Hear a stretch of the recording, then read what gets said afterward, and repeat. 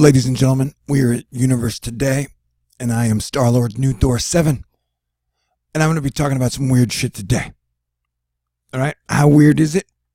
We're talking maybe self-replicating robot probes are destroying each other, and that's why we don't see them.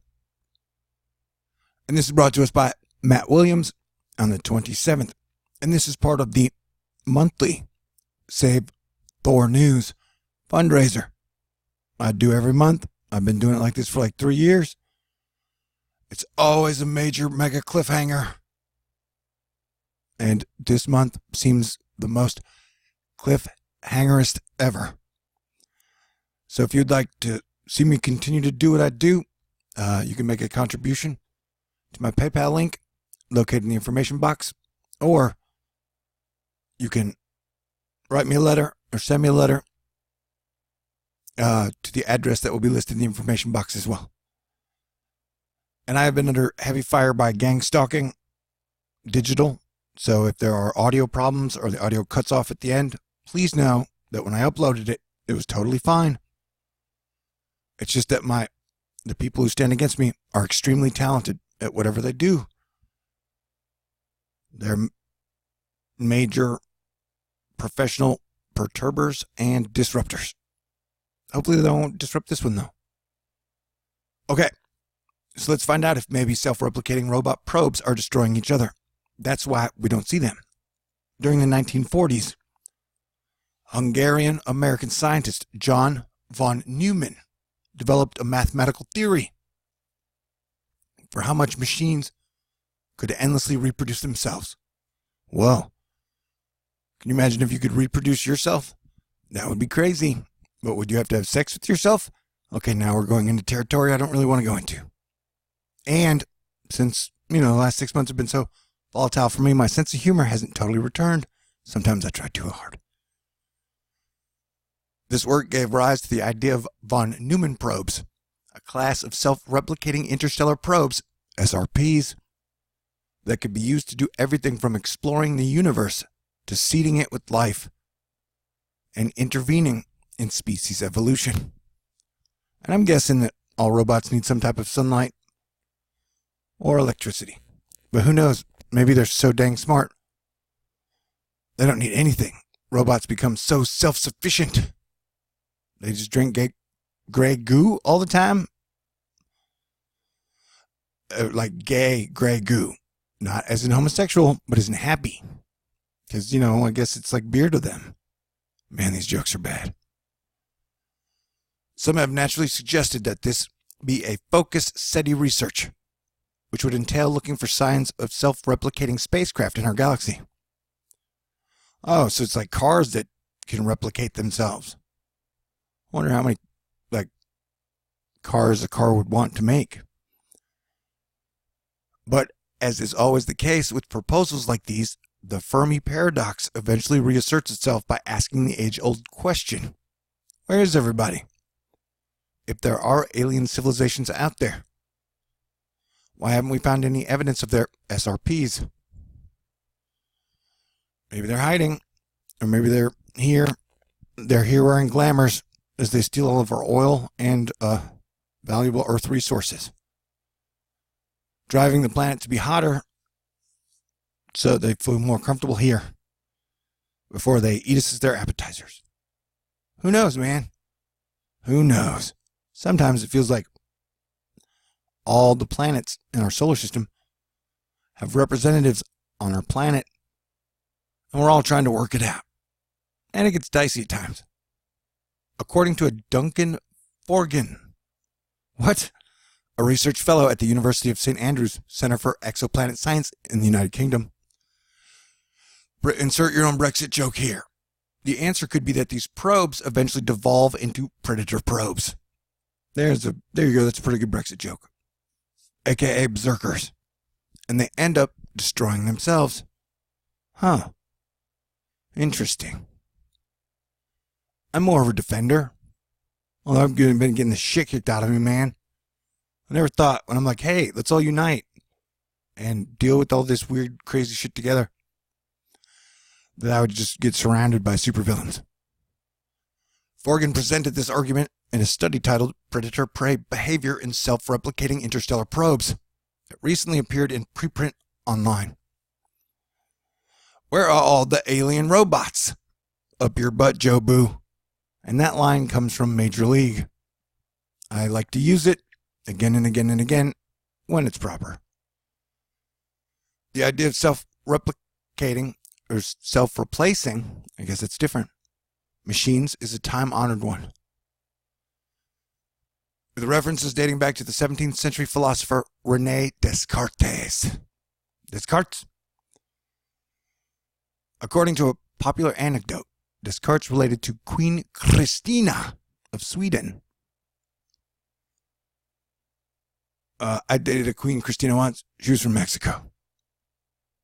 Well, she's from America. Whatever. That the human body was essentially a machine.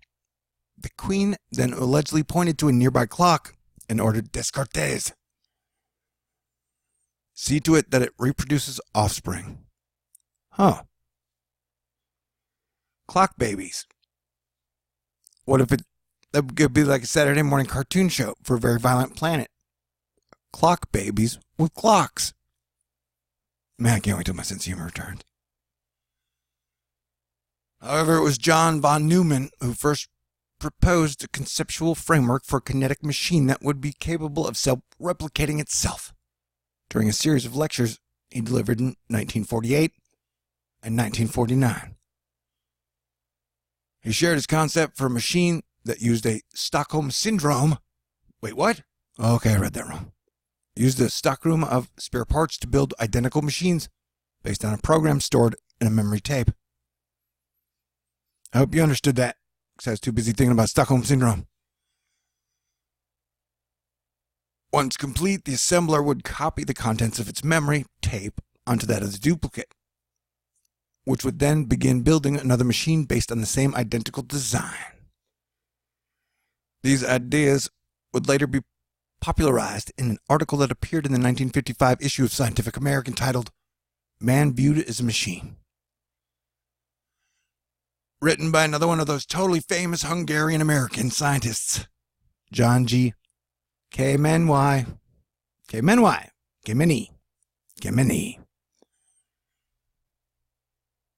Von Neumann would later refine this proposal by developing a model for a self-replicator based on automatons that functioned at the cellular level, replicating themselves exponentially and infinitely. Yeah, I don't know about that. Doesn't it need some type of energy? Doesn't it need fuel? I mean, was he going to do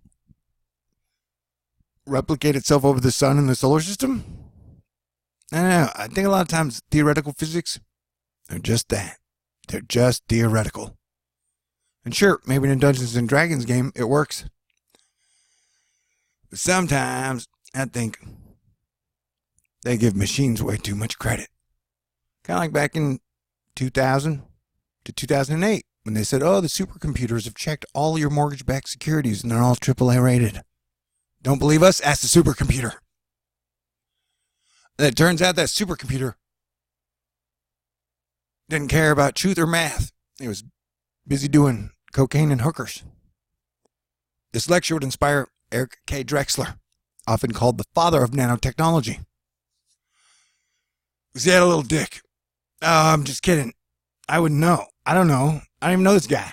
Man, I'm sorry. I went off the rails. I've been under a lot of pressure, a lot of stress. I'm getting punched for just trying to be a good guy. I'm like, this is crazy. I'm like, man, being a really great man seemed like a really bad call. You know, if you like success and doing a lot of fun stuff that normal people do. Anyway, he wrote a book, I think, totally famous, from 1986, The Engines of Creation, The Coming Era of Nanotechnology and Social Media. Yeah, that's right. They actually laid out Twitter, Instagram, Facebook, YouTube,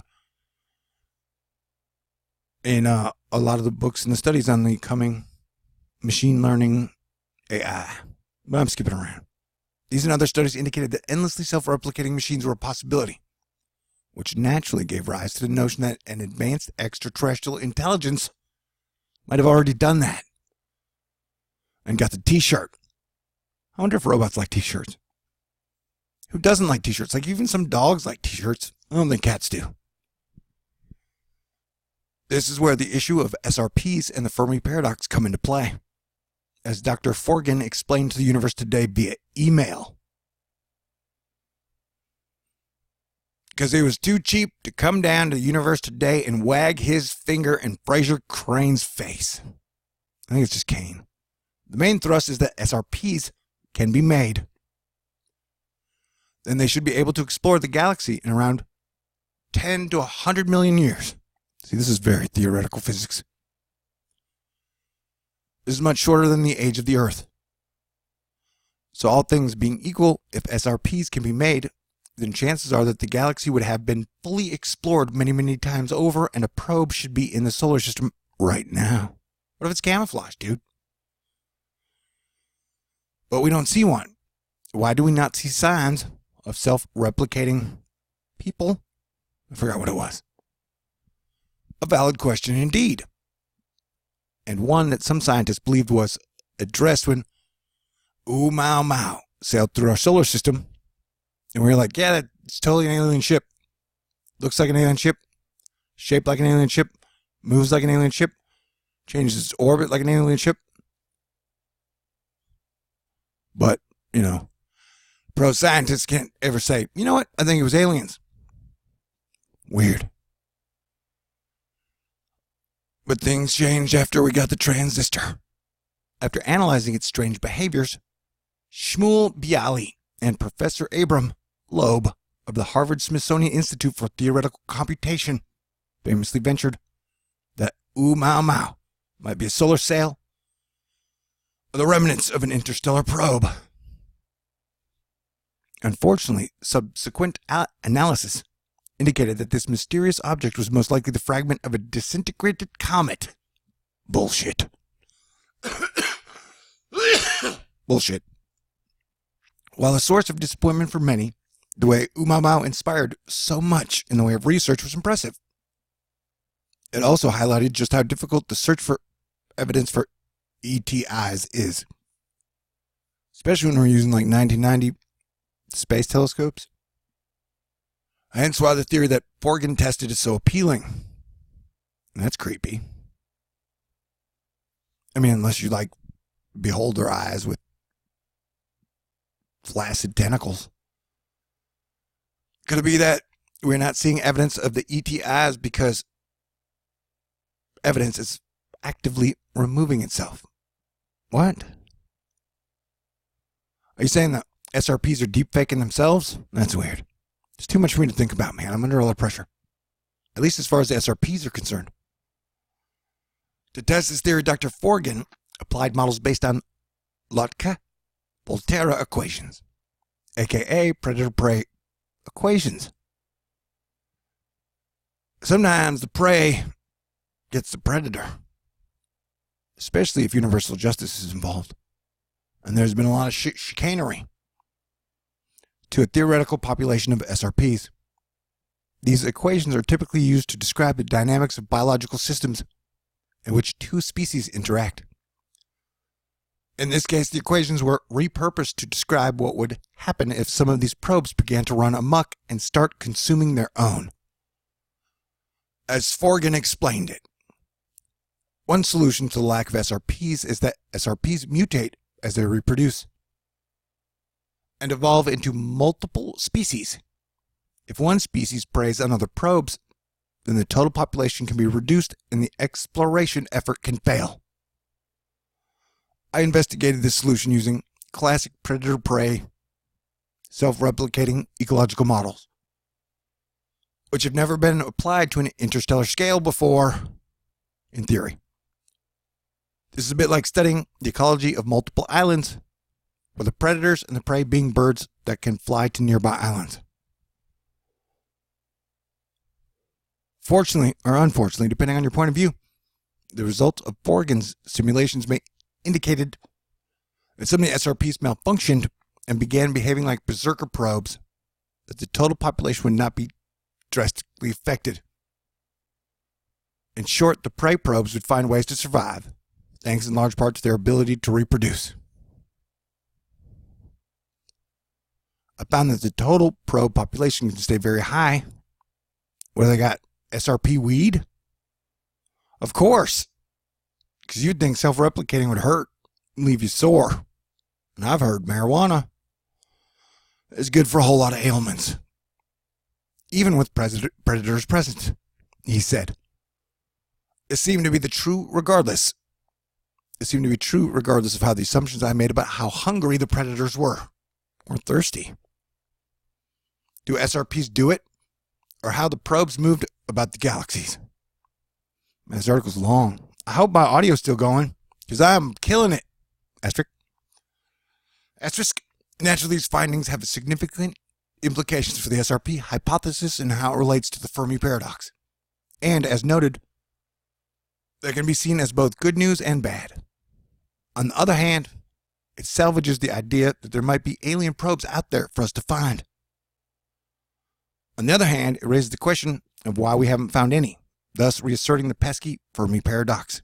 Or, as Forgan put it, for me, this makes the SRP argument stronger than ever. It makes one possible solution, the predator-prey solution, much less feasible as a means of removing SRPs from the Milky Way.